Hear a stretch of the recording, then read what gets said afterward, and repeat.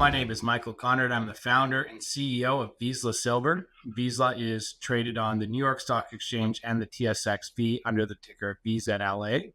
And we have consolidated one of Mexico's highest grade and largest new silver discoveries. And our vision is to become the world's largest and highest margin single asset silver producer. Mike, good to see you again. You kind of come on to maybe help us try and understand what's going on in Mexico. It's been sort of not flavor of the month for a couple of years, uncertainty around AMLO's position on mining. New presidenta, in the shape of Claudia Sheinbaum in place. Has anything changed? Well, not for us. It's business as usual for us. And, we've had confidence in, even under the AMLO administration, we were confident that mining would maintain and continue to be a very important part of the Mexican economy. So for us, it's business as usual. We're happy that the market seems to be picking up, that Claudia is, good for mining. We saw her 100-point plan come out, and that, seemed to be very positive for mining. It excluded the open pit ban.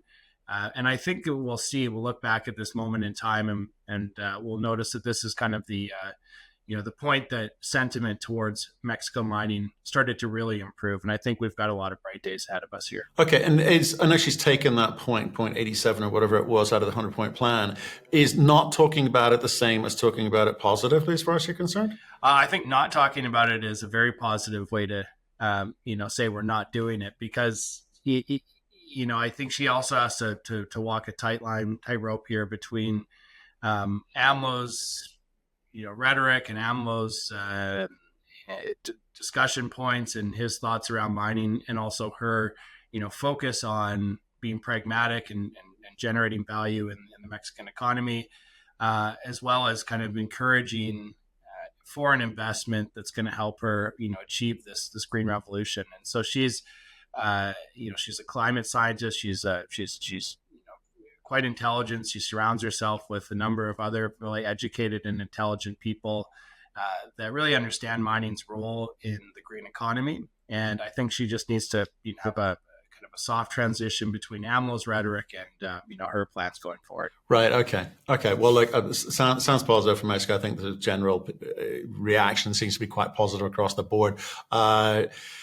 Let's get on to you guys, right? Okay, what we're seeing in the marketplace is that companies in production are free cash flowing. It's giving them lots of options. It's time for lots of M&A happening, lots of mergers of equals, however you want to phrase it. But moving towards a kind of production profile seems to be getting the reaction from institutional boys and girls and I guess the smarter retail as well. So you've always talked to me about fast track to production. What is the reality of how you deliver that? Well, it's funny because we talked about that really from day one. We looked at this district, and, of course, this was when we were trying to make a discovery. I think even was probably the first time that you and I discussed Vizsla Silver. It was probably pre-discovery. We were kind of full of hopes and dreams and fairly small treasury and some very good geologists. And, of course, we talked about fast track to discovery back then. And what that meant back then was we were going to utilize the infrastructure. We were going to utilize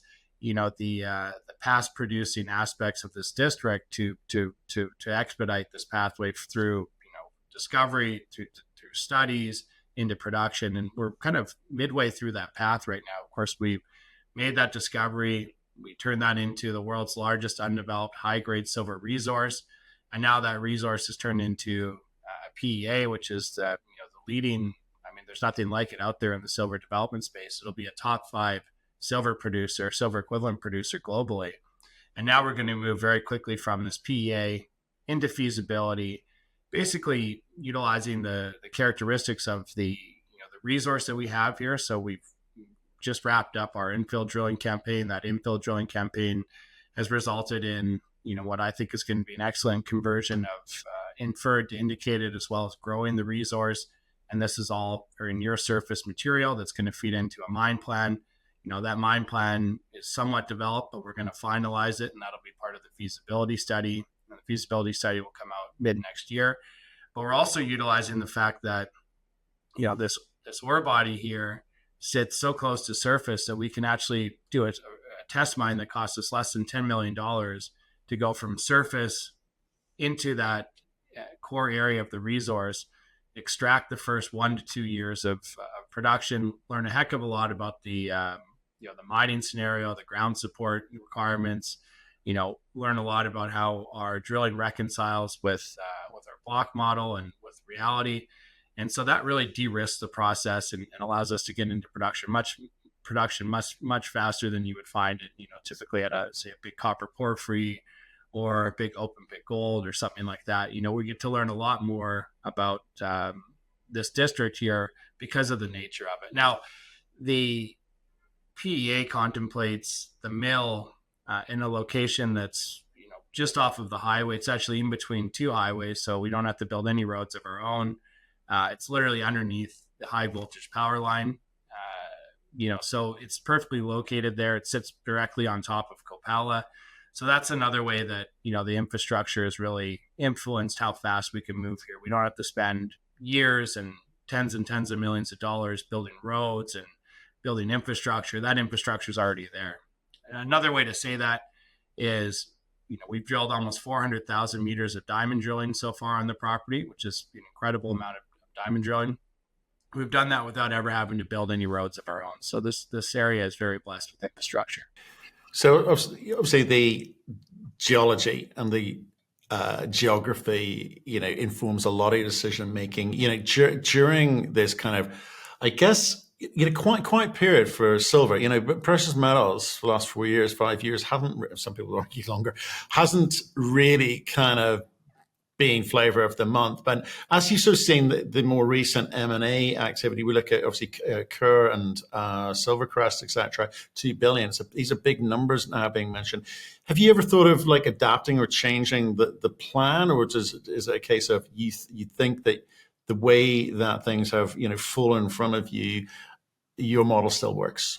So the recent transactions, such as Core acquiring Silvercrest and Gatos being acquired by First Majestic, I think has really only kind of strengthened our faith in our business plan. It really shows you the value that going from a silver developer into silver producer can create. You look at the PNAV multiple that those companies receive and the multiples on free cash flow that a company like Silvercrest and a company like Gatos received, and it's it just gives you so much confidence that the plan that we have, which is to take our resource, take it through studies, undertake the CapEx financing, which, by the way, we've recently completed an equity financing, which takes us well into the equity required for CapEx. So we're a company that can finance production very straightforward, very easily.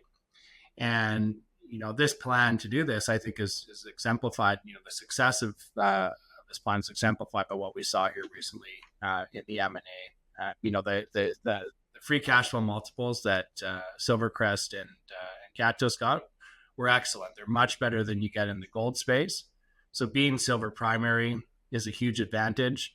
Being in Mexico is an advantage. The last 2 transactions in the silver space occurred in Mexico. Mexico's a place that you want to be for silver. And, it's very clear that getting into cash flow and, for instance, our first 2 years of cash flow averaged $250 million US each. And if you look at the free cash flow multiple that Silvercrest got, which is 6, and the one that Gatos got, which is 14, you can average those two out and see, how big of a multiple from our market cap, our EV, you could see when we're in full cash flow in the first 2 years. Right, and what I'm trying to do is work out where that kind of comes from. Right, does that come from like efficient capital allocation, focusing on the right things, or is it the geology, or even, I guess, the technical competence of your team and finding the right stuff? Where do you attribute that value creation coming from? Well, first of all, I think it comes down to scarcity. There's such a scarcity of silver primary assets out there. So, we're fortunate we do have an excellent team, and we're a team that can raise money, and we're a team that can really deliver on what we do. But even if we were a terrible team, we were bad at making discoveries and we couldn't raise money, there's only so few of these projects out there that it would still command an incredible value. But luckily, like I said, we have the right team, the right people to create this value here. We have a track record of doing so. Even if you were to just take that PEA area, which sits on 10% of the known veins in our district of the district that we had at the beginning of the year. Since the beginning of the year, we've tripled the land package that we have. But the PEA sits on such a small portion of that primary original district. But if you look at that in the context of the silver producer space, it would be a top 5 producer just in that PEA area alone. We have 90% of those veins left to explore, plus the other land package that we've consolidated in the area. We're going to drive this forward into production. But, these districts come around so rarely that, the value that it can command in an M&A situation like Gatos or Silvercrest would be extreme. However, that's not our business plan. Our business plan is not to, put a for sale sign on the company and wait around for someone to come. We do have that vision of becoming one of the world's largest silver primary producers. Right. Okay. And like, time's always a factor in all of this. Time in the sense of people are impatient to kind of see returns. Time in the sense that, time is money, right? There's a kind of cost of capital expansion capital. So you're saying you maintain that we want to get into production as quickly as possible. That's a kind of driver for you in terms of the way that you expand this big land package that you've got here. So can you talk to me about capital allocation now into that we want to get into production as quickly as possible component without necessarily setting yourself off some massive funding requirement further down the line? What can we break that down for me? Yeah, well, the best part about I think so typically that would be the case. If you're a big copper porphyry and you have to raise $1 billion and your market cap is $200 million, it's kind of an impossible equation. Our capex is less than half of our market cap. We have $110 million in the bank right now, and our pathway to production is less than 3 years. So we're targeting first silver in 2027. We could potentially break ground in early 26. The next 9 to 12 months for us are incredible in terms of milestones and catalysts that can create a huge amount of value. One only has to go back and look at Silvercrest to see, the trajectory that we're on. If you follow what Silvercrest did, PEA to feasibility to test mine, to fully funded, that's a pathway that Vizsla Silver is on. So, what we're looking at in the next 9 to 12 months here, basically towards the end of 2024, we'll have an updated resource. We'll have started the test mine. We'll have optimized mine. We'll have some news around optimizing the mine plan and things like that we've been working on. And then as you go into the first half of 2025, we'll already have been drilling for new discoveries throughout the district. The test mine will have been ongoing for a number of months. Feasibility study will come out sometime around the middle of 2025. And by that point, it's very possible that, we have, the project finance squared away and we're almost fully funded by that point. So we'll have a lot of that equity portion of the overall CapEx already, in our bank account because we raised that money a few months ago or a month ago. And so it's, it's one of these companies that time typically is the enemy. Time certainly, is the enemy. It eats away at returns. If you look at the discounted cash flow. But for us, we're one of the most expedited companies out there when it comes to moving into production. Probably we certainly are in the silver space. And the potential for us to go from, PEA to a top 5 silver equivalent producer globally in a very short period of time is incredible. But talk to me about this kind of non-dilutive. It's a kind of like responsible, conservative, non-dilutive growth strategy in the context of also needing to demonstrate for a kind of increasing institutional investment interest in you, the district scale potential too. Do they buy that? Is that what they want to see from a company of your size today? And if so, how do you get them to kind of understand the leap from the kind of current market valuation to where you think it should be valued? Well, I think there's 2 drivers of the exponential growth that we'll see, or we may see in Vizsla. I should be careful how I phrase that. But, certainly we believe that, there's many times return based on the PEA area alone. So that cash flow multiple at the first 2 years, $250 million dollars free cash flow annually. But then what you need to do is zoom back out of that PEA area and look at the district as a whole. And you're right, there's other centers of mass. So there's other areas that could be its own PEA area, its own center of mass, growing in places like Camellia San Dimas. It's an area that we're going to start drill testing soon. Animus Triunfo is an area that we're interested in. Jesus Citap in the northeast. There's about 5 distinct areas that we have on that original project map that we think could become new centers of mass that could be huge production centers in the future. So that definitely does excite the institutional groups, but it excites anybody really. It excites us, to a huge amount because we have an incredible district here for exploration, one that we've already proven can grow very rapidly through discovery. Now, it is important that we don't waste all of our money going around just drilling holes willy-nilly and hoping that we make a new discovery and then what, right? There needs to be a business plan. So we've allocated a portion of our cash to go and drill these targets this year, 10,000 meters. It'll probably go into next year, but 10,000 meter drill program. But really the goal is to get into cash flow, use that cash flow to then grow these centers of mass into new production centers. And if we're going to be doing 20 plus million ounces of silver equivalent in the West at our PEA area, which I think can grow substantially as well. There's many veins that we've barely scratched the surface of within that center of mass, that 2 kilometer radius of the PEA. But, if we're growing organically through discovery and then production throughout our property, as well as La Garra to the north, San Enrique to the south, this could very well become one of the world's great silver producers, and it could all be from organic growth through cash flow. Okay, so you know what you've got to do and how you've got to do it, and this kind of, I guess, positioning puts you in a good place when it comes to the institutional investors looking at you.